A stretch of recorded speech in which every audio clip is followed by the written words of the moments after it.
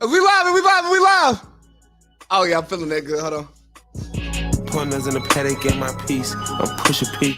We pushing P tonight, baby. We are pushing P. Yes, sir. Yes, sir. And I sir, it's hey, hey, hey. It's the big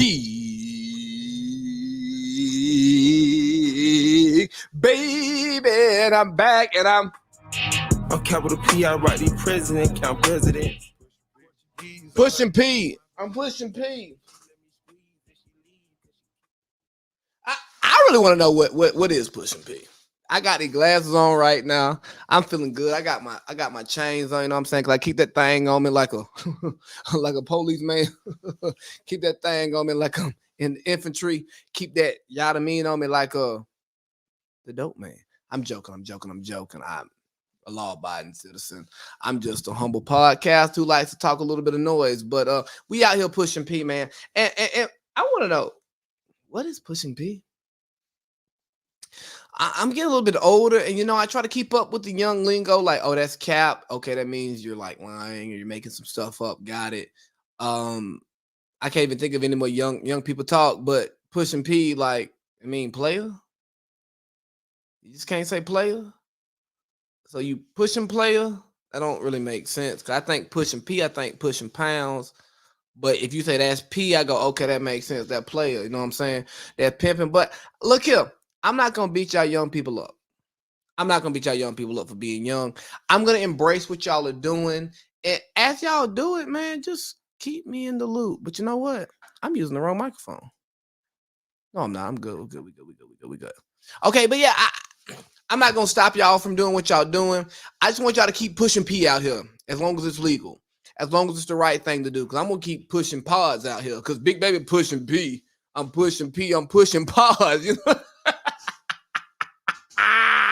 I'm pushing these pods out here, baby, because we back, bro. Vacation over, holidays over. I'm back in Albany.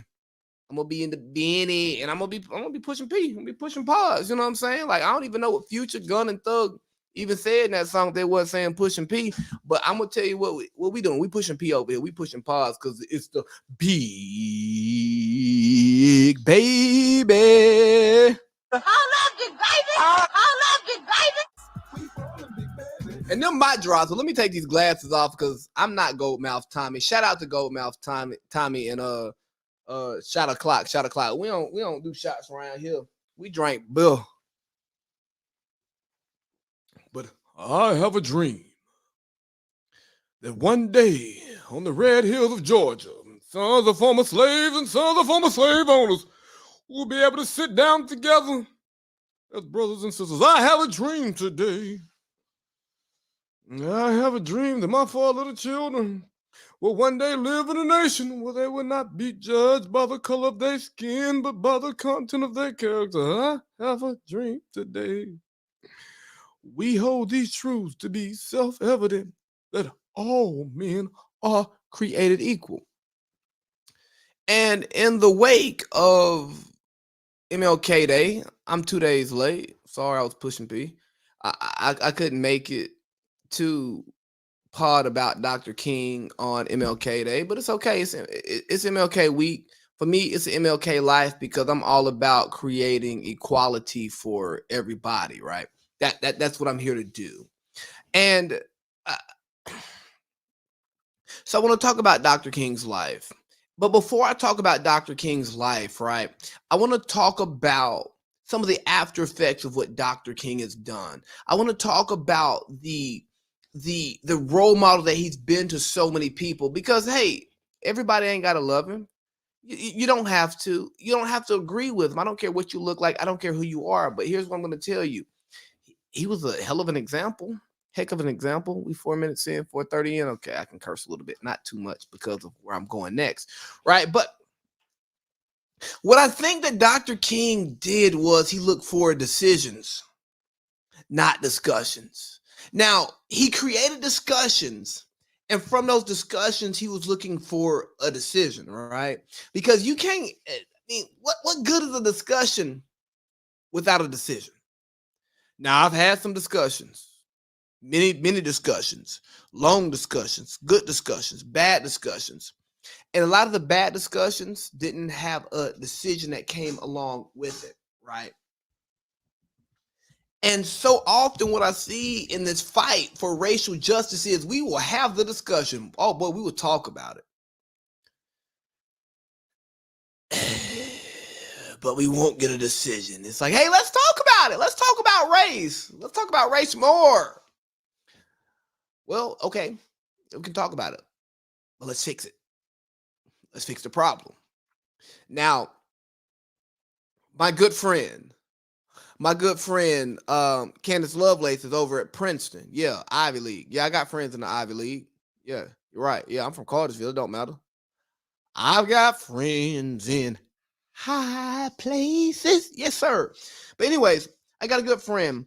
She's part of the Association of Black Seminarians of Princeton. I hope I got that right, Candace. If I didn't, you know what? We can cut it, chop and screw. But anyways, let me just put it blunt to you. She is a black woman who is in a group of black seminarians at one of the most prestigious universities in this country. And they want decisions and not discussions. Because it was brought to my attention that there were some discussions about some decisions that would be made about some buildings on their campus that, the black seminarians weren't fond of the names of. But those discussions stalled out and decisions have not been made. And from my opinion, maybe the decision was already made because nothing changed. Maybe because there wasn't a new decision to be made. And that's where I want to transition into when I talk about I have a dream today. Because, I found it very interesting that a comment was made by a very, very well-respected individual in this country. Someone that many of us look up to, a person that most of us follow, a person who is the leader of the free world. And as I find this post, I want y'all to understand that as so much has changed, so much hasn't changed. So here we go. Here's the post. Even Dr. King's assassination did not have the worldwide impact that George Floyd's death did. Okay. George Floyd's killing, which is now we can consider an assassination, right? Because he's become so famous. It's a killing, it's a death that has changed this country. Or has it? We want to say that. We don't want to say. It was said that his killing had a bigger effect than Dr. King's assassination. And I go, whew. King died in 1968. Floyd died in 2020. 68 to 2020, that's what? 68 to 08, that's 40 years. So 08 to 18, that's 50 years. So 52 years. And all I'm seeing is discussions and not decisions. And we're trying to reverse that, right? Because after Floyd's murder, we saw a lot of discussions. We saw a lot of talking. But we really did not see decisions. And that scares me. That truly scares me that we can take something that two incidents that happened 50 years apart. Dr. Martin Luther King Jr., one of the most prolific speakers that this country has ever seen, one of the greatest grassroots leaders that this country has ever seen, a Nobel Peace Prize laureate, which lets you know that His fight was bigger than him. It was bigger than his region. It was bigger than his country. It had the eye of the world. And George Floyd, an unknown name until he passed away, we're saying that his passing is more impactful than the passing of one of the greatest leaders that this world, especially this country, name one bigger in the Black community, has seen, right? We say that. And when I first hear it, I go, oh, that's cringy. How could you say anything like that? And then I think on, I go, damn, you may be right. Now, context matters. George Floyd's passing, his killing, his murder happened during a pandemic. And with that, there are less people there are less people who are busy, more people who are at home. So you're able to really take it in and think about it. But I'll say to you, if George Floyd's passing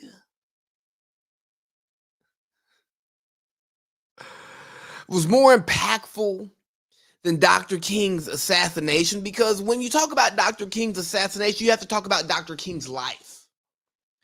And losing that life and the change that he fought for, the change that he was fighting for, the progress that he had made. Because I saw a chart the other day that really shows how the wealth gap between Black and white has increased exponentially over the last 50 years. You'd be willing to say that, well, damn, what did King's assassination mean to America? Where you could say that George Floyd's assassination, George Floyd's murder, George Floyd's death is bigger than King's? It had more impact on your side, but not on ours, because when we saw that King started fighting for poor people, when he realized it was no longer a racial war, it was a war versus the haves and the have-nots. That's when he wasn't here anymore. So when we see that, we go, how dare anybody tell us that Dr. King's passing is less than another person's passing? Because guess what? You're not Coretta. You're not Bernice. You're not Martin III. You're not his friends. You're not his family. You're not his loved ones. You're not George Floyd's family. You're not Stephen Jackson. You're not his kid. You're not his significant other. You're not his mother, his father, anybody in any of these people's lives who are still living and have to cope with the fact that they lost a loved one. Yeah, they were martyrs. Martyrs for a great cause. But come on, man. It's not your cause. It may be a cause that you support now. It may be a cause that you want to be a participant in, but like, hey, look, that's your loved one. You can have a loved one die because it's their own fault. They can take their own life. They can jump in front of a train. They can shoot themselves. They can go to war and die defending their country. And guess what? There is no words that anybody else can say, no matter how good the deed it was that they did, that they died for, that'll give you the peace of losing someone that you knew and you cared about. I'm just being honest. And I have a dream today. Yes, I do have a dream, because I'm trying to push some P around here. I've seen what I've started to see more and more in today's society when it comes to birthdays, holidays. Let's give someone their flowers. there are those who want to then take them, step on them, spit on them, rip them up, burn them. That's fine. Do what you do. Because if what you're doing is speaking on something that's true, I can't be mad at you. We balling, big baby. You heard? You know, and let me put some P real quick. I asked the question, was Dr. King pushing P? I just want to know if he was pushing P. You know, I mean, I know he wasn't pushing pods because you couldn't push no podcast back then. And I know he was pushing back on prejudice, so he was pushing P away from black folks, right? But it's that another P. I don't know if he was pushing, punching, but y'all sure didn't have no problem bringing it up, did you? And I'm like, why y'all bringing this up? So let me talk a little bit. Let me talk real quick about the P that it's alleged that Dr. King was pushing. Two things can be true. Three things can be true. Four things can be true. A lot of things can be true at the same time. And if you're not one to accept that your whole perspective is whack, and you know, you should fade to black. But the people bring up Dr. King's womanizing past. I'm not here to defend it. I'm not here to condemn it. I'm not here to do anything on that. I'm just going to say that two things can be true. You can be a good man. You can be someone who's fighting for a cause bigger than you, and you can still have your weaknesses. You can still have your shortfalls. Romans 3:23, that all have sinned and come short of God's glory. And I was taught that no sin is bigger than any other sin. So if every sin carries the same value in the eyes of God, who are you as a man to pick and choose the sins that matter more?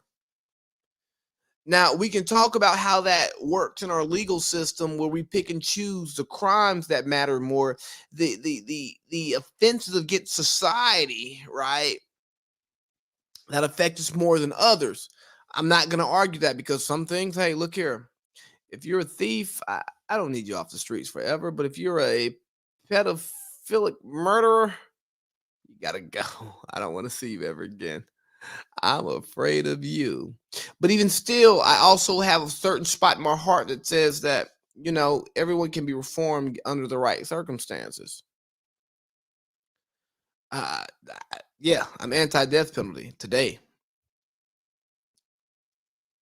I'm all about reforming people into functioning members of society. And then if you prove that you cannot be reformed, then okay, you sit in the hole.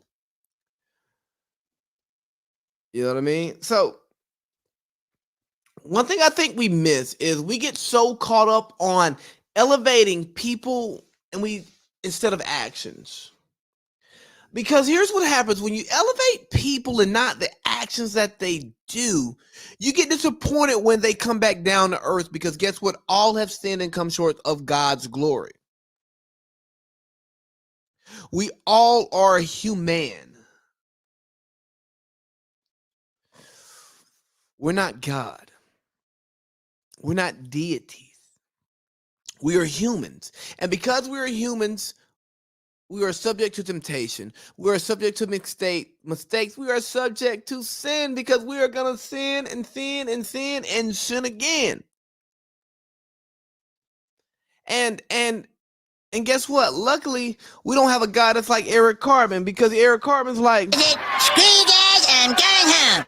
Or if we tried to act like we were God and wanted to be God, we would hear this right here. You're fired. You're fired. You're fired. Because we're not that, but because we are humans, we are given the opportunity to take our experiences and learn from them. We get to live our life. God's got our back, man. You know what I'm saying? We balling, baby. Yes, we are balling because God gives us a chance to learn from our mistake. And I'm not here to preach a sermon. Oh, no. That's not what we do on this podcast. But I want to talk to you about the fact that, hey, Dr. King may have done what he did. He may have been a womanizer. He may have been stepping out on Coretta. I'm not going to defend that. I'm not. But if you're going to try to take that and use that to take away from the good that he was doing, then you're a part of the problem because you're not looking at the end state. You can't compartmentalize what's going on here because everybody has a flaw. Nobody is perfect, but you want to pick and choose the flaws that you don't like, the things that you're not okay with. So because you're not okay with it, oh, it's supposed to be a problem for everybody. No, that's not how it works because, see, here's how I try to look at things, right? I want to look at an issue for what it's worth.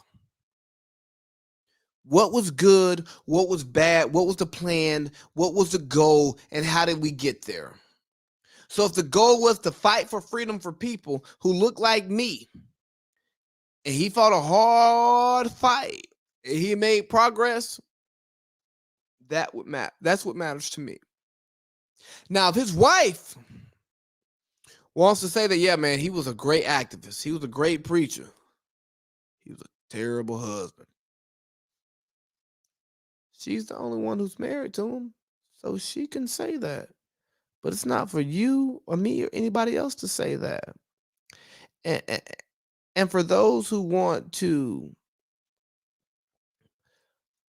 weaken Dr. King's message for what has been made apparent that he was doing outside of his home, for those who want to weaken the message of others who may not be perfect in your eye, and they may not go about their lives the way that you want them to go about it, I don't know what to tell you because it's not your place to judge. There's only one judge around here who truly matters when it comes to eternal life, and that's God. That's not you. So stop trying to be God.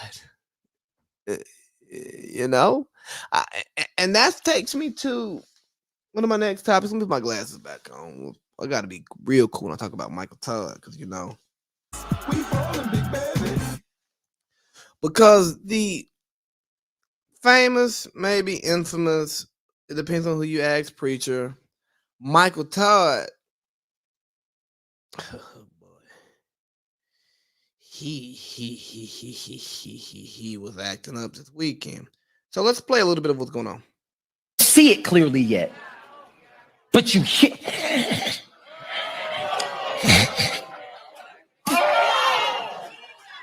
He just hawked a loogie.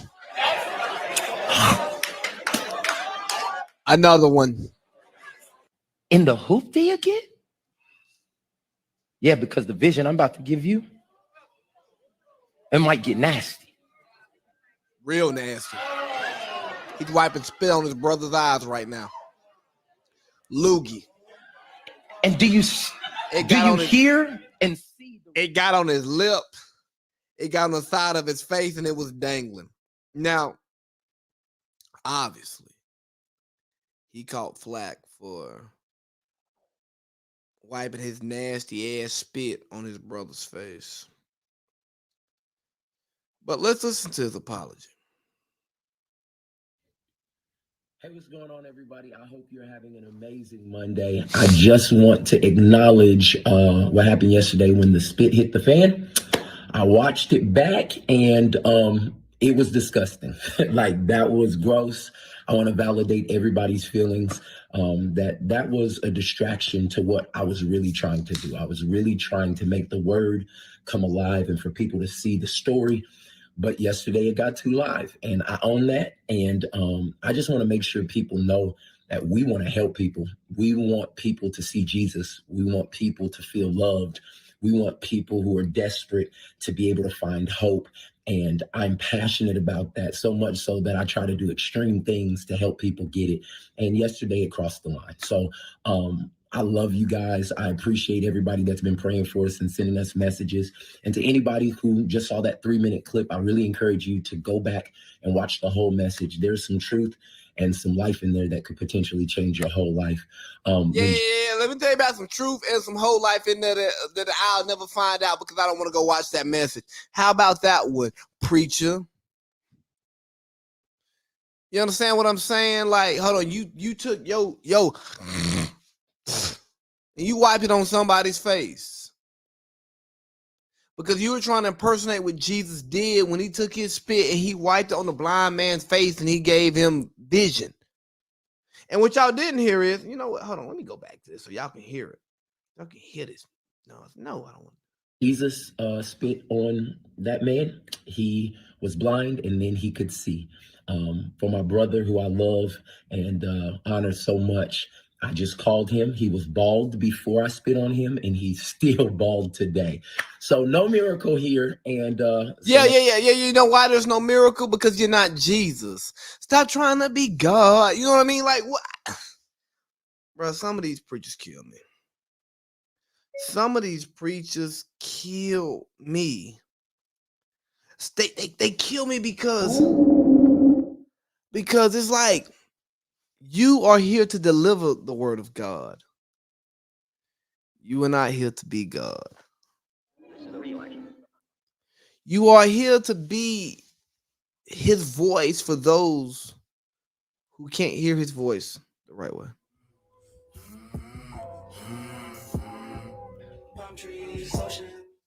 But you're not him. So even in your demonstration,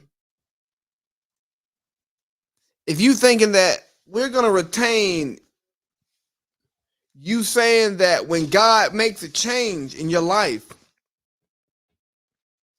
that people won't understand it.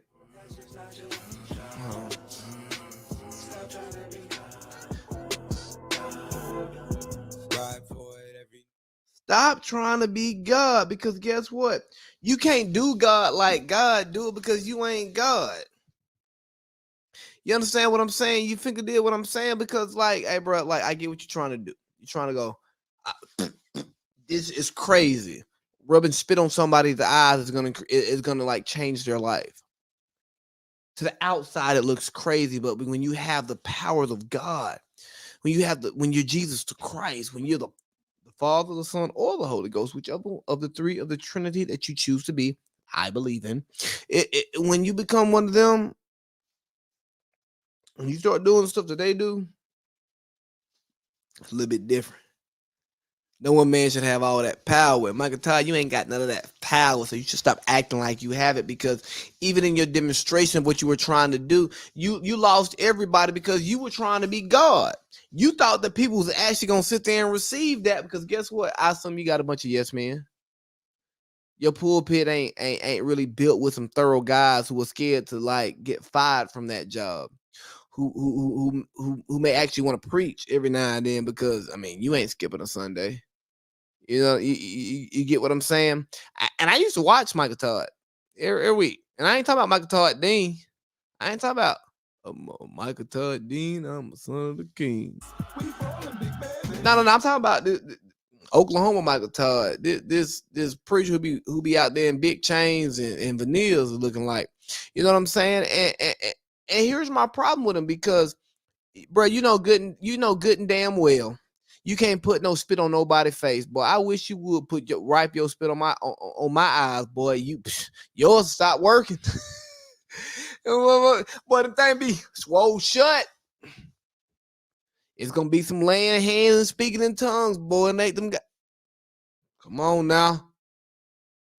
Y'all know what I'm saying here, but you gotta stop trying to be God because here's the problem. You're a false God. You think you're bigger than, this is my perception. You think you're bigger than the message that you're preaching. And once you think you're bigger than the sermon, then you ain't shit. Yeah, I'm going to cuss at the preacher real quick, bro. If you think you're bigger than the sermon that you're preaching, you ain't shit. Because if you get so caught up on you and yourself, you're forgetting why we're here. I I go to certain churches to hear the message from the messenger, but like the message is never bigger than the messenger. I just look for messengers who can present the message in a way that I receive it properly. But when you wiping your, you know what I'm saying? Like it was even like a, like you could easily be like, you know what I'm saying? I ain't get no spinning your hand, just boom, boom, boom, boom, boom, just to get the message across. But nah, you like, you know what? I am Michael Todd. I can do whatever I want. So I'm gonna take my loogie that's gonna be hanging off my brother's face. And you know what? Your brother's a punk. He's a punk. If I met him, I'd tell him he's soft as hell. SOF capital T. He's he giving up his cornbread and he ain't going out there and he ain't fighting. He ain't fighting for his shit. No, bro. You can have it. I love you, baby. That way he going, you can have it. Because I'm going ahead and tell you, bro, ain't nobody. I'm a cop, and you will respect my authority. Authority well, bro. You just letting your brother wipe his Louis over your face just to make a point in the sermon when all he had to do was articulate it and explain that when God makes a decision and he decides to do some things, it don't matter what everybody else think. It can be crazy to them, and it's real to him. But that's what happened when again, I talked about with Dr. King, you can't elevate the messenger. You just have to elevate the message. Because when the message is what it needs to be, we have to start to fall in love with the message. We got to start to fall in love with the theory. We got to start to fall in love with the practices of the theory. We can't fall in love with who's giving it to us. Because we need to look for right no matter where it comes from, not from the right person. Because sometimes the right person is going to give you the wrong message and you're going to end up wrong as hell anyway. So you know what? Do what's right. But that shit that Michael Todd did, I think it's disgusting. I think it's sick. And his apology was terrible. Like, hey, bro, you promoting your sermon, like, oh, well, go back and listen to the whole sermon. Yeah, I know, because you want them clicks. You want them impressions. You want those views. You're not getting it out of me. It's not happening. Ever. You're not Jesus. Your spit, like, oh yeah, when Jesus did it, he gave the man sight. When I did it, my brother was still bald. Yeah, you ain't got healing hands. So instead of trying to have healing hands, just use your voice to take the messages from Jesus and then try to heal those who need it. That's what you need to do. But who am I? I'm just a bee.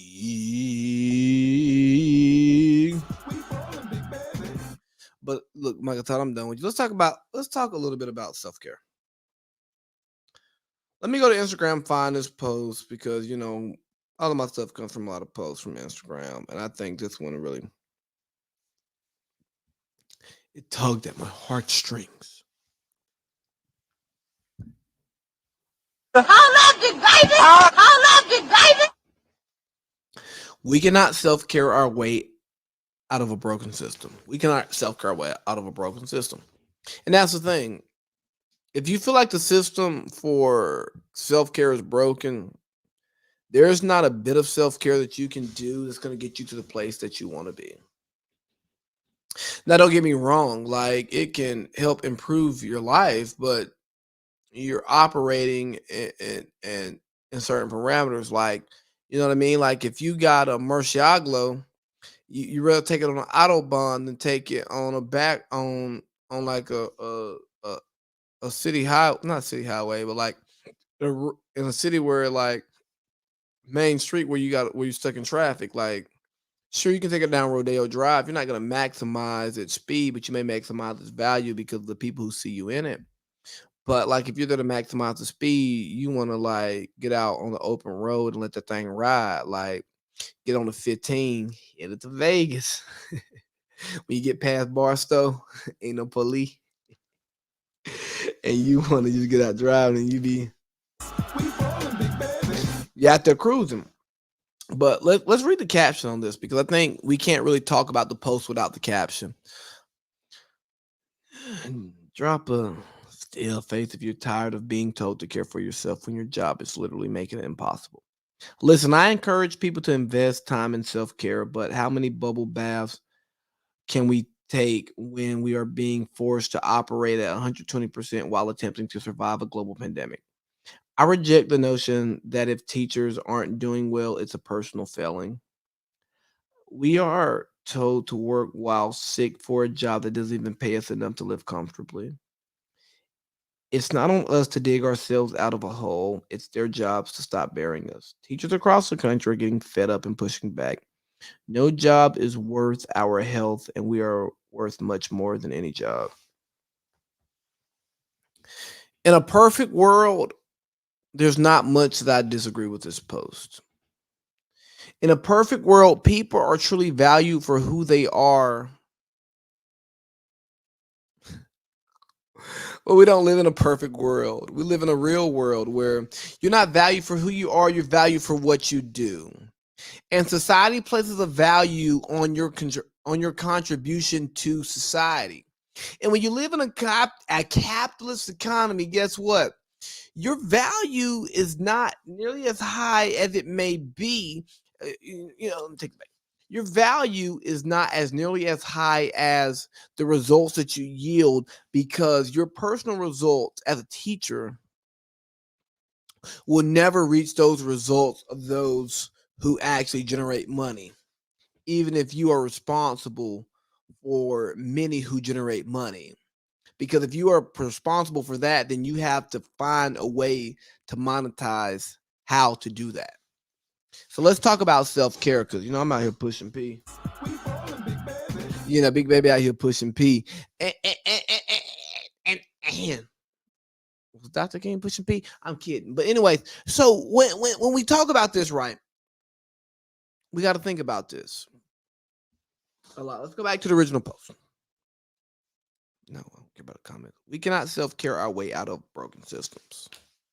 You're right. You can't self-care your way out of broken systems. But if your method towards healing is only self-care, I think you're selfish. Because there is a bigger society that lives outside of you that I think we all as human beings have a responsibility to try to nurture and care for.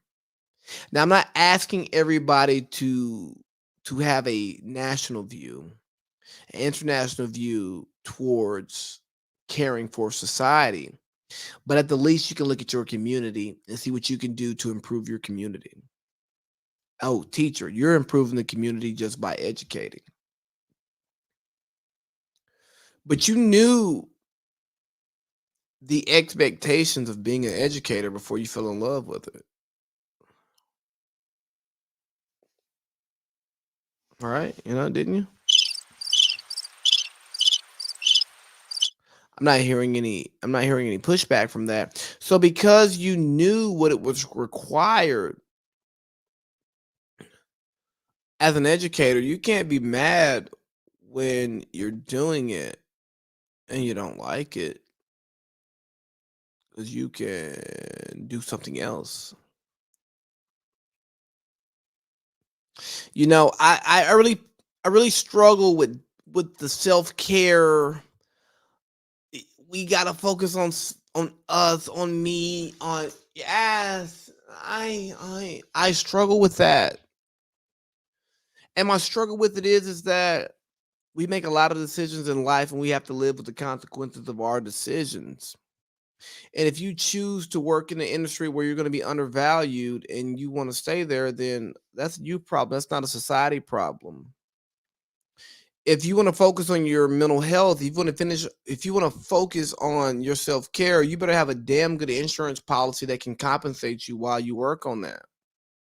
Because here's the thing, your self-care, your mental health does not exist in a vacuum. It exists in a super complex society. A society that has demands. And guess what? A lot of us have standards.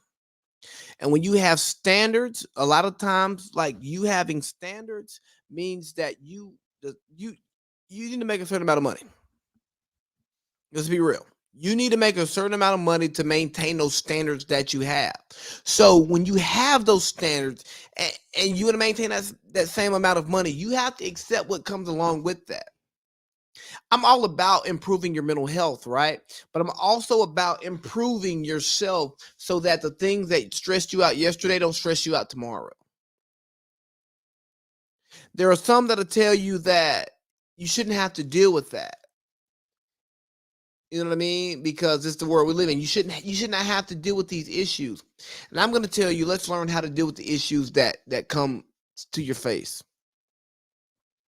I'm not saying that my method is right. I'm not saying that your method is wrong. But what I'm telling you is that if you want to operate in the society that's given to you,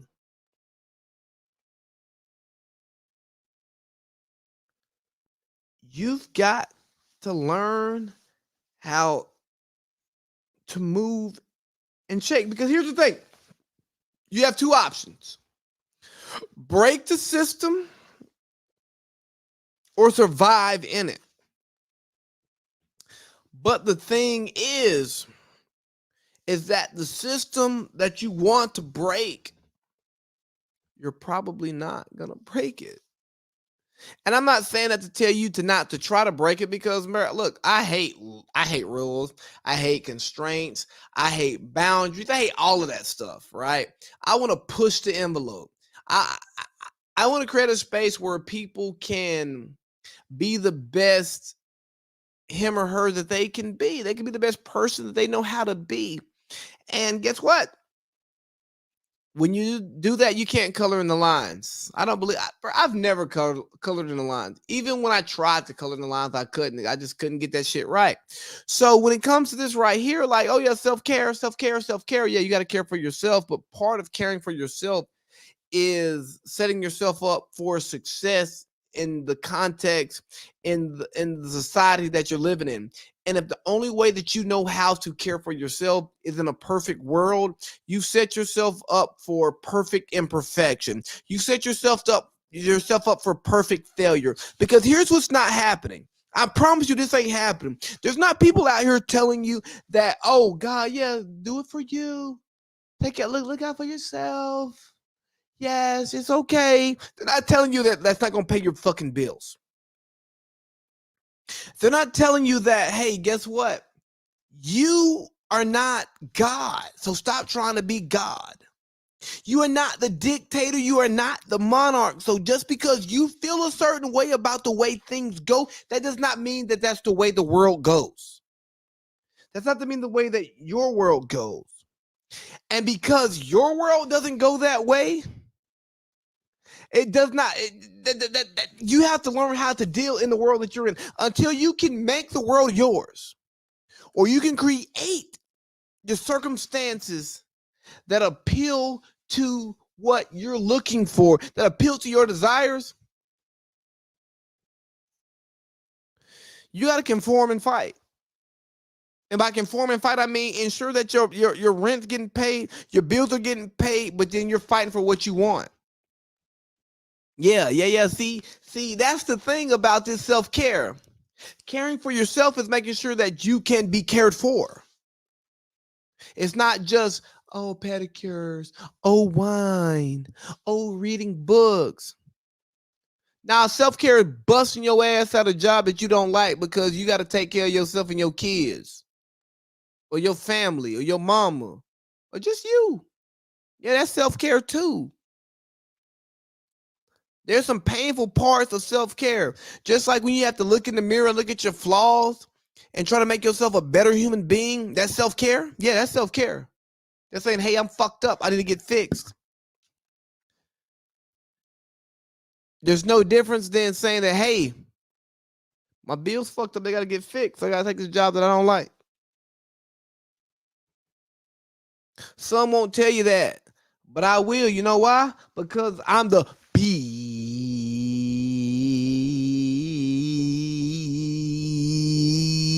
baby. And you know what else about me? I'm too big. I'm too big for small talk. This part already running long. You know what? Jimmy crack corn, and I don't care. I ain't even talked about Florida gonna be Florida. What I say? Cause I'm too big for small talk. Where we at with? Small talk kills me. Teach me something. Tell me about your life experiences and lessons you've learned. Discuss psychology and your spiritual journey. Give me depth and authenticity. Morgan Richard Oliver. Or Olivia. Whatever the fuck his name is. Dope quote, man. Dope quote. Cause let me tell you something, bro. I'm too big for small talk. For one, I ain't no little man. I like to have a conversation. But I'm too big for small talk because, like, if we're small talking, what are we actually talking about? We're wasting time. Now, if we're using small talk to get to a conversation that matters, let's talk. I love going to the bars, but my bar talk is bad because I don't want to have bar talk. I want to have a real conversation with somebody I don't know. I want to talk about those things that we're not supposed to talk about to see how you feel about them and see how you can articulate yourself through this. May's right. I want you to look at me and be like, "Ooh, he cute."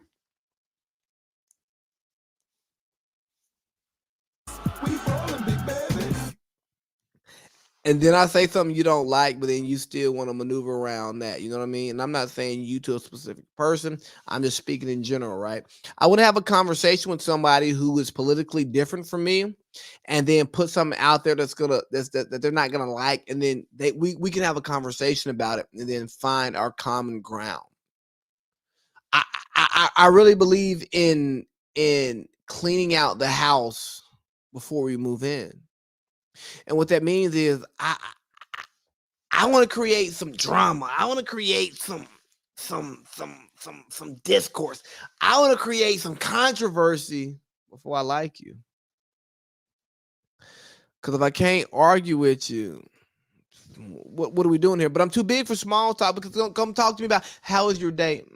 My day was fine. Back to my self-care, bro. I promise you my day was fine. I took care of myself. I did what I needed to do to get through this day. Let's talk about some shit that matters. What's your thoughts on racial inequalities? What's your thoughts on gentrification? What's your thought on this nonsense that's going on in Florida? Because guess what? Florida is going to Florida. Shout out to DeSantis. And by shout out, I mean not a real shout out. But Florida gives approval for bill created to shield white people from discomfort and guilt when speaking about racist past. Let's go into detail. Supported by Republican Florida Governor Ron DeSantis, Florida passed its first approval for a bill that takes aim at critical race theory, according to at AP News. In the new bill, private businesses and schools would be prohibited from making white people feel discomfort or guilt when speaking about racist past of our country and discrimination. A bill reads in part, an individual by virtue of his or her race or sex does not bear responsibility for actions committed in the past by other members of the same race or sex. An individual should not be made to feel discomfort, guilt, anguish, or any other form of psychological distress on his account of his or her race. Bitch, what? Hold on. So we should just change this to hashtag protect white men. Because you're telling me that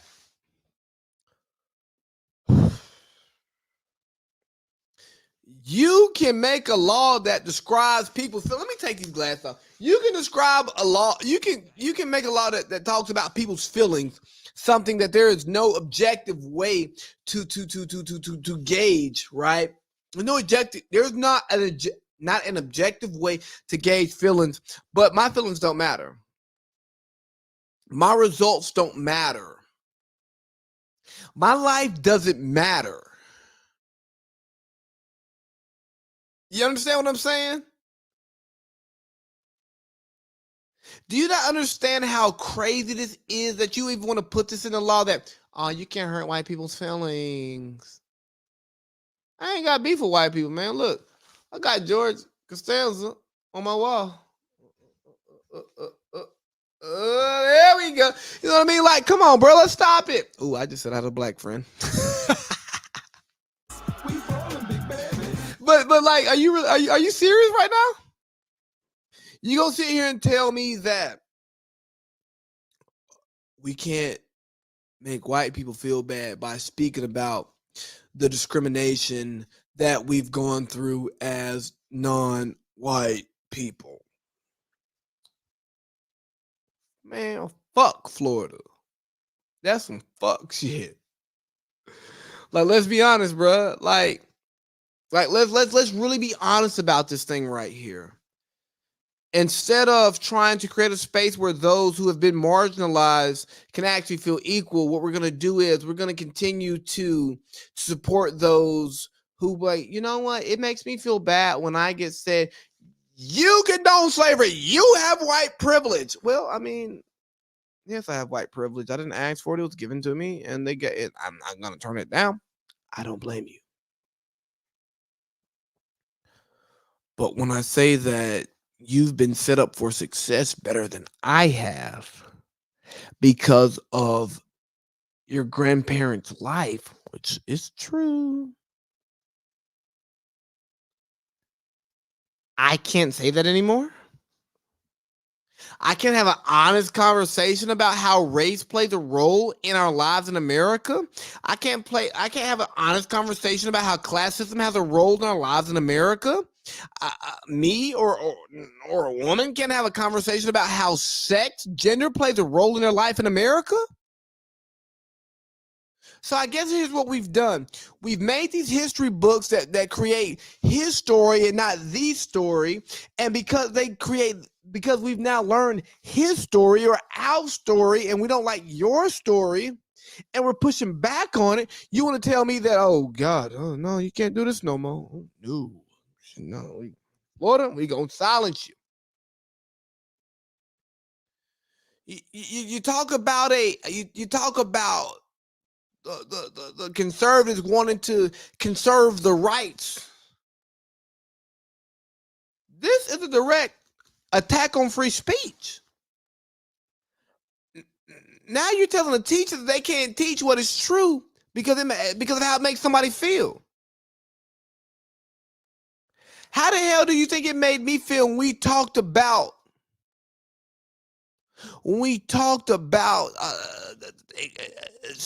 expanding our country? And what it was just slavery. It's about the growth of America. And we're growing America by going to other countries, and we're putting our culture on them, and then we're pulling those indigenous people from that place and bringing them back to where we're going to be. And that's growing this country. Fuck how I feel. Fuck how I feel as a descendant of slaves. Fuck how I feel as a descendant of sharecroppers. Fuck how I feel as a son of direct descendants of Jim Crow. Now, those same people have to look across from whose parents enforced Jim Crow, who voted for Jim Crow, who supported for Jim Crow. I can't hurt their feelings. Fuck you, Florida. Fuck you, Florida. Fuck DeSantis. Fuck the praying mantis, because he ain't praying to the same God that I am, because I can tell from his antics. Your finger deal what I'm saying? I gotta write that down. 5345, 5345. Oh, 4547. Because that's bullshit, man. That's honestly bullshit, because if all we're going to do is try to continue to silence the voices of those who are actually being hurt, those who are actually been oppressed, then we're never going to try to get hope. And what dream was Dr. King having? What did George Floyd die for? Let's be honest. It was off of P. They were just pushing P. You see, Dr. King was pushing P. Hey, Ray, I ain't MLK with P. That's what it's all about, right? Because that's cool. That's a tagline. That's a discussion that we can have, but it's not a decision that's going to be made that's going to change anything out here. It ain't. But when I get mad at the preachers for talking too long, I go, boy, I'm out here talking for a minute. Boy, I feel like y'all. Lord have mercy. You know what I'm saying? Come on, Lord have mercy. What is going on here? What is going on here?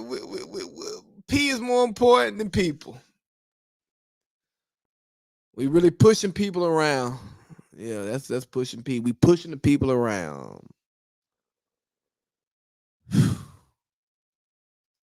I have an obsession with celebrity obsession. I don't think y'all understand how much of an obsession I have with celebrity obsession because it drives me up a mother wall. You hear me? I have an obsession with celebrity obsession because, oh my God, Shakari, you know what? I gotta give Shakari her own banner, baby. You earned a banner. Let me get my keyboard. She carries this show. She carries this show. She carries this show. Let's talk about Shakira Richardson for him. Because she popped up out of her hole out of nowhere with nobody thinking about her. Track season is over. It's time for the Winter Olympics. I don't think they do the 100 or 200 in the Winter Olympics. And I'm pretty sure you ain't had time to get back right. I don't even know if your pee is clean or your 200 or 100 time is ready enough to go to the Olympics in the winter in Beijing where it's cold. Baby, I know you cold as ice, but I don't think you can run in that cold as ice. But Shakari, back up Gucci before I get mad. Gucci speak. Gucci gonna speak? All right, then back up before I get pissed off. I'll move. Let me find Shakari's post because, man, she's a clout chaser beyond clout chasers. First post. What does your favorite athlete do for you to like them besides from entertainment? For one, that's bad English. I'm going to tell you nothing. That's why I watch them, for entertainment. I want to watch LeBron play good basketball.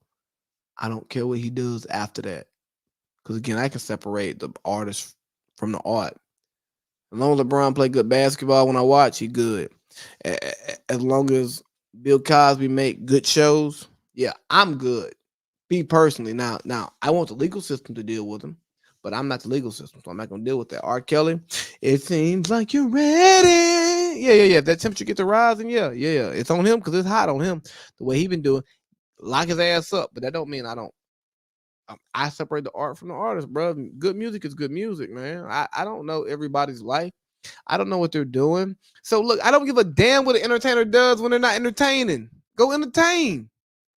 Are you not entertained? Shit, I am. That's what I'm looking for, man. I'm looking for you to entertain me because I'm not invested in you as a human being. I don't have a celebrity obsession. My celebrity obsession is your obsession with celebrities because it drives me up a wall. It has me going crazy. It really does because I don't get it. And then what? She comes back and she goes, y'all that keep saying I came months ago in all caps. And y'all won't see that again.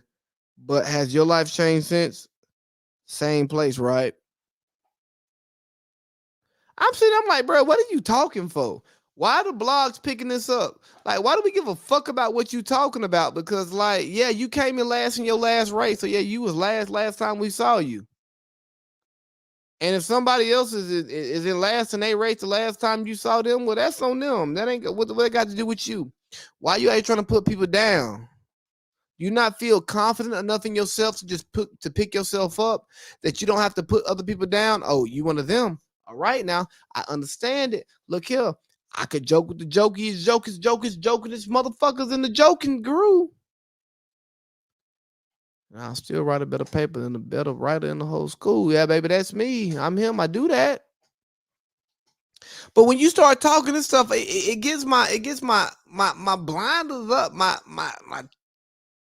senses start tingling. Like, what is this coming from? Why is she chasing this clout? And I find out she's chasing this clout because she's on Celebrity Big Brother. So she's just trying to ow, loving all in your mouth. Carrie's trying to be in your mouth. Ew, ew. Ew. I don't want that in my mouth. Can you put it in your mouth? No, I can't.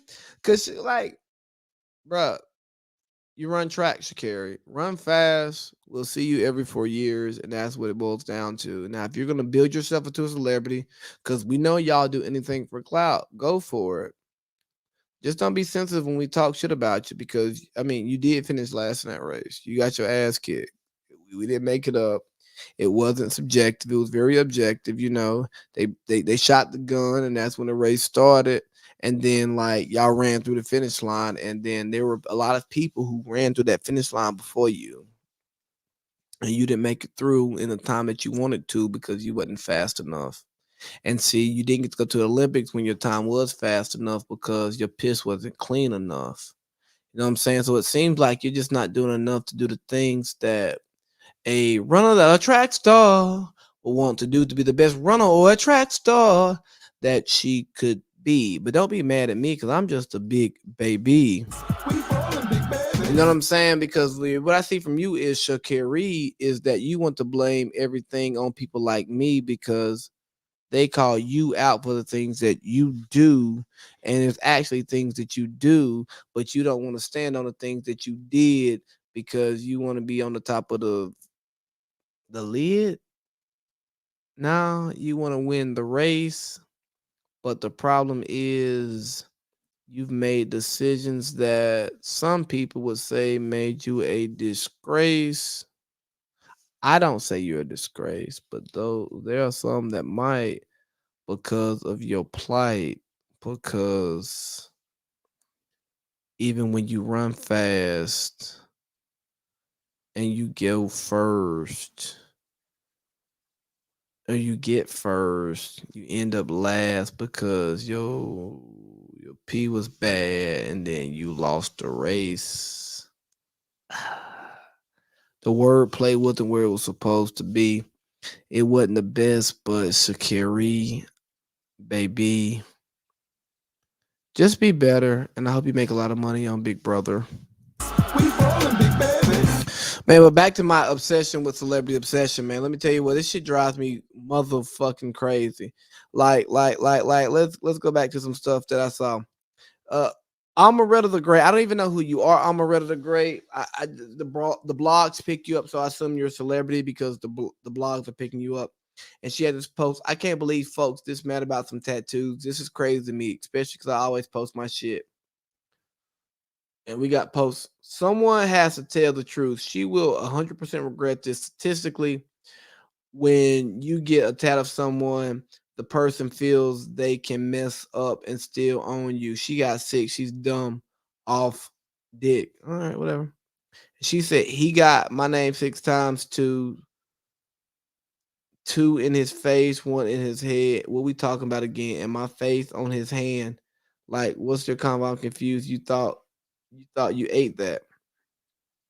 It's because she has a ghetto bitch mentality. Okay, I'm a ghetto ass bitch, so y'all hoes build fake aesthetics off the ghetto bitch persona every day, but make fun of the real thing. Y'all hoes slow. Hey, that's funny as hell because she talking about these bodies that these women have. How, like, you know, you run into like them real women in the hood, them real women, like, you know what I mean, them real black, them women who have natural curves and proportions, big titties, tight waist, big ass, big hips, yeah.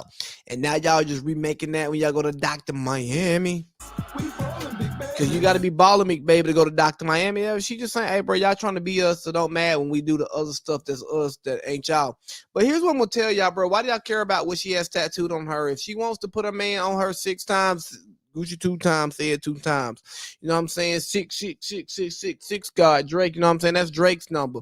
That's LeBron's number right now, number 6. So like, if she wants to have her man LeBron up because she want to be goated up, then who am I to stop her? I love you, baby. And who are you to have an opinion on what she puts on her body? Again, my obsession with celebrity obsession is, why are you so obsessed with me? Why are you so obsessed with me? Why do you care what she puts on her body? It's not your body. If you don't want to put your part on your body 6 times, then don't do it.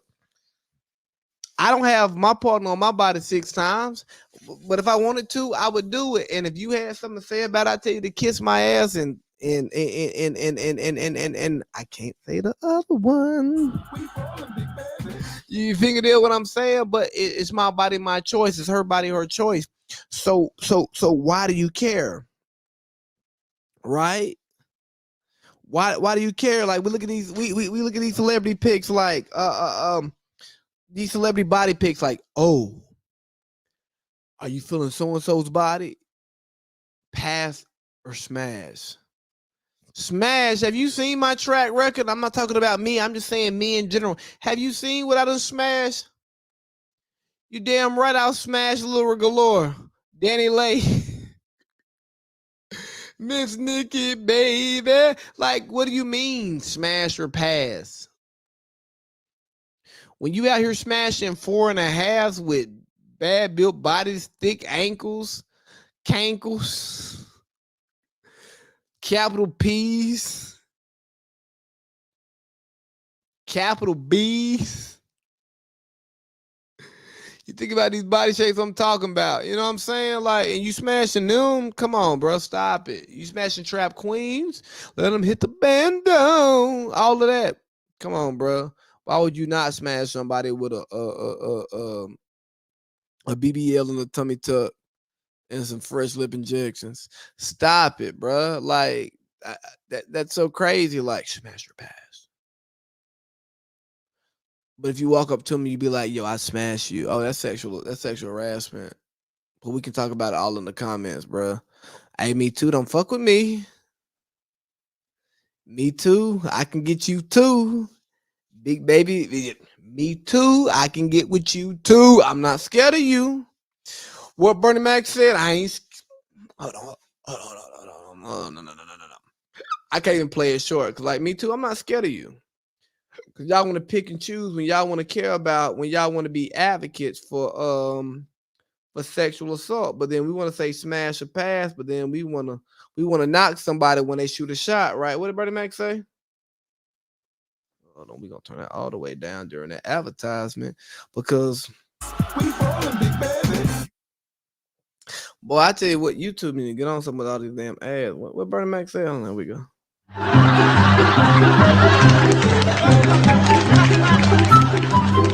I ain't scared of you motherfuckers. I'm gonna tell you something straight off the motherfucking press. I ain't coming for no foolishness.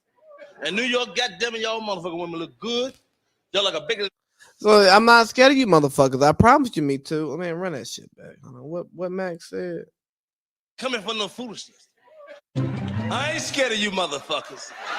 I'm gonna tell you something straight off the motherfucking press. I'm not scared of y'all, because here's the thing, bro. Like, if you're gonna be consistent, if you're gonna be that. But my obsession is your celebrity obsession. What else do we got? 6 tats. Celebrity couple, Lil Baby and Jada Waiter. Why do you care about what Big Baby and Jada Waiter do? What does that do for your day? It does nothing for mine. Only thing it does to my day is drive me crazy that I have to keep seeing it 17 times on 14 blog sites, because I follow the blog sites because I want to be in touch with the trending topics. So when I do a podcast, I talk about things that people want to talk about. Call me crazy. Why do you care? Why do you care about Jay saying not yet Jay Ye saying that he survived that wreck so he survived that crash so he could beat Pete's ass, and Pete thinks it's funny, ha ha ha ha ha, because he's still sticking his thumb in Kim's ass. You know what I'm saying? All my South Side that know me best, I feel like me and Kim are having sex. Why? Because I met that bitch famous. God damn. And she made me more famous. Damn, that would Pete. That would Pete Davidson saying to Kanye, like, hey, bro, you build up my profile, bro. You know what I'm saying? Like, oh, you giving this credence? Like, oh, this shit hurt. But y'all care. Y'all mad at Khloe Kardashian because she's selling her kids' clothes. You're rich already. Why are you selling your clothes? The same reason why Jeff Bezos still making money. The same reason why Steve Jobs made money until the day that he died. The same reason why Bill Gates is still making money. The same reason why Elon Musk is still making money. The same reason why you are making money. Most of you are comfortable and you still doing things to make money. Why? Because you want to make more money. You want to do more things. You have something that is of value and you can monetize it, so you monetize it. So you mad at Khloe for doing that? Now y'all just mad at Khloe because Lamar. Because of Lamar, y'all mad at Khloe because no, y'all ain't mad at Khloe because of Tristan. Y'all defend Khloe because of Tristan, but who cares about any of them? Like I saw this thing that came out and said people who are invested in celebrity lives have lower IQs. Duh. You think people with a brain, people who give a damn about their day, really give a damn about what celebrities do? No, they give a damn about what they do because they live their life. Live your life. Hey, hey, hey, hey, hey, hey. And ain't nothing wrong with being influenced by different people, whether it's celebrities, whether it's people you know. Like we're all influenced by some because we out here pushing P. We pushing P. We pushing P. Because Big Baby's out here pushing P. He's pushing the hell out of these damn podcasts. And I'm about to push him G if Gucci don't back up because he's pissing me off. But then what else we got, man? Like what was it? Oh yeah, let's think about this. She don't like Real Housewives of Utah, bro. Ain't none of y'all ever been to Utah. Don't none of y'all want to go to Utah. Y'all probably even met nobody from Utah. And Real Housewives of Salt Lake, Jenny Nguyen. She goes, hundreds of blacks shot and many killed, including children, by other blacks every week. Over 1,000 officers violently injured, some permanently by rioters. Anarchists rioting in major cities every night, which has caused billions of dollars of destruction to private and public property. And you think police officers are the problem. You are an idiot. It resurfaces. Then she puts out, I want to acknowledge and apologize for my deleted Facebook post from 2020 that resurfaced today. At the time, I thought I was speaking out against violence, but I have since learned how offensive and hurtful my words were. It's why I deactivated that account more than a year ago and why I continue to try to learn about perspective different from my own. I regret those posts, and I'm sincerely sorry for the pain that they have caused. I'm pretty sure they didn't hurt anybody. I'm sure there was some outrage behind it, but I don't think you really hurt anybody. Now, while I adamantly disagree with a lot of your posts because I think they come from a place of ignorance and not understanding, I do agree with some of the stuff that, yeah, hey, bro, niggas killing niggas every day, and that's a problem. It's a problem that needs to be addressed. But that does not take away from another problem. Like, if my neighbor to the right robs me, then my neighbor to the left robs me, and somebody says, well, your neighbor to your right robs you too, so you should be okay with getting robbed. No. I should never be okay with being robbed. All right. So shut the hell up. You know what I'm saying? Like when you try to make like sometimes we talk about things where it's murder, it's killing, and we don't really just we don't take the time to look at something a bit more applicable to our life, right? Yeah. This person did this bad thing to me. Just think about this. You go, I got raped yesterday by a black girl.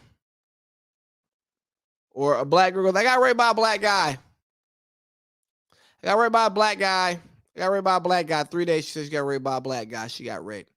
Then she goes, I got raped by a white guy. Oh, well, you got raped by 3 black guys 3 days in a row. So what's the issue? You're used to getting raped. So we're going to justify rape because of the rapist. You know what I'm saying? Like instead of just making it black on black violence versus like racist violence, let's like take other crimes that we find egregious. Let's take other crimes that we find disturbing, and then we put the same context on it and see how it makes you feel when you say it out loud. Because I think a lot of times people type things out, but they don't say it out loud. And then when you say it out loud, you go, "Holy shit, you're stupid. Damn stupid." And Miss Jenny Nguyen, I hope she learned. I've heard things about Utah. I've seen how NBA players get treated in Utah.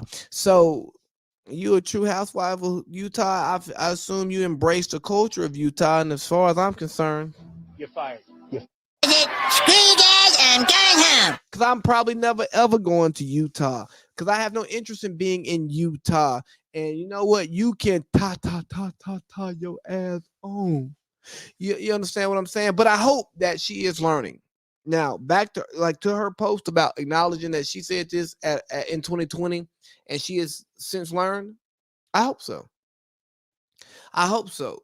I mean, I truly hope that she was held accountable for what she said in 2020, but she is also given the grace to operate in 2022 based on the knowledge that she gained from 2020. Because guess what? Here's something that y'all don't want to hear. This is something that I don't want to hear. The thing about life is making mistakes and learning from our mistakes. And if you don't make your mistakes in public, you'll never learn from those mistakes. If you don't know that you're fucking up, you can't fix being a fuck up. See, that's the thing, baby. Because when you put yourself out there and you let people see how you feel, you get pushback. You get praise. But whether it's pushback or praise, you get an understanding of who you are. You get an understanding about how people feel about where you stand, and you get to learn from it, whether it's good or bad. And again, I'm not defending this woman because I could give a shit about her because my obsession with celebrity obsession is obsessive. And I don't understand why y'all care about what they say. But here's what I have to say about what they're saying is like, for one, who cares who she is and what she has to say? But if we're going to care about it, let's teach, let's learn, let's educate. And hopefully she's moved on and she's learned from it. But if not, who cares? The last thing on this celebrity thing I want to talk about is I want to just say, hey, get out of their world and live in your own, because from my point of view, you lead a better life and you're happier when you find that. But it takes me to the meta world. Beep. I had an interesting conversation about the metaverse. And I want to call it the meta world today, but I had an interesting conversation about the metaverse and what it means to society moving forward. And I'm definitely going to have some guests on to come talk about the metaverse, talk about virtual reality and where we're going with virtual reality. Because as a kid, I always, saw on like TV shows and thought virtual reality would become a thing. But I thought it would be a video game thing. Like I'm on Madden, instead of me like pressing like the stick to juke, I actually like in my room and I'm like, you know what I'm saying? I'm putting that yada mean on, I'm stiff arming myself, smoke by myself, drink by myself,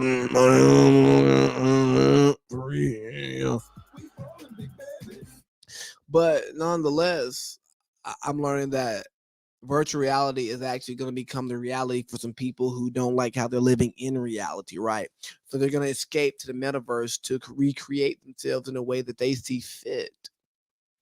And I have mixed feelings on this because don't get me wrong, I'm going to get in the metaverse and I'm going to pod, baby, because I like the big baby, and I like the big baby in the universe, the metaverse, the etherverse, the universe, the Gdiverse, the Hediverse, the Smeetiverse, the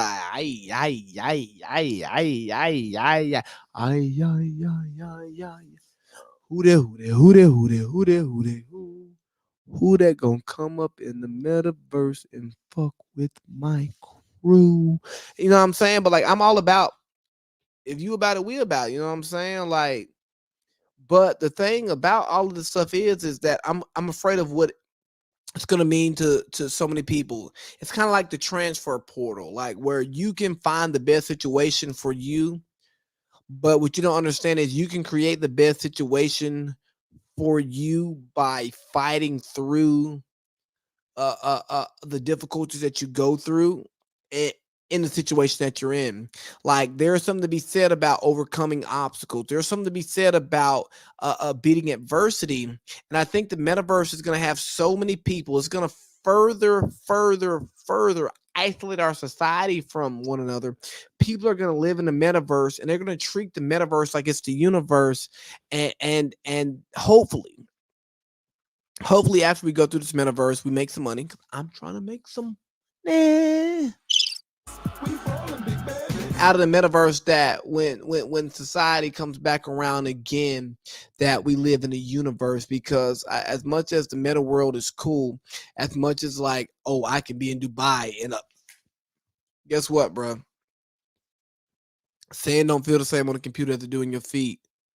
You know what? Sex don't feel the same as it do on your meat. You know what I'm saying? Like these things aren't the same. So for those of you who want to go recreate yourself in the metaverse, that's fine. That's just your avatar. But at the end of the day, you are stuck being the same person that you were before you went in there, because you weren't willing to go through the process and take the steps to improve yourself. You know what I'm saying? The metaverse is a discussion. It's not a true decision. See, it's a discussion to where we're going to distract from what we're actually trying to do. We're going to distract from the growth that we're trying to build here. We're going to distract from where we need to be and how to progress to where we want to go. Instead, we should make a decision. We should make a decision to be better. We should make a decision to listen more. We should make a decision to be more receptive. We should make a decision to be more committed. We should make a decision to be more disciplined, so that when it's time to yield the results that we want, we're not complaining about a discussion that happened. No, because we made the decision a long time ago to be the person that we want to be. Hey, Princeton, stop discussing the stuff that you're talking about, and you support those students in your seminary, and you make decisions that support them. Because guess what? The body is nothing without the believers. The seminary is nothing without the seminarians. And I mean, how can we get the word of God without those who give their life to giving it back to us? So if you are so caught up on your traditional values, if you're so caught up on preserving these traditions, if you're so caught up on race and being racially blind, not even the fact that you're ignorant to race, but you're willfully ignorant to race, what God are you serving?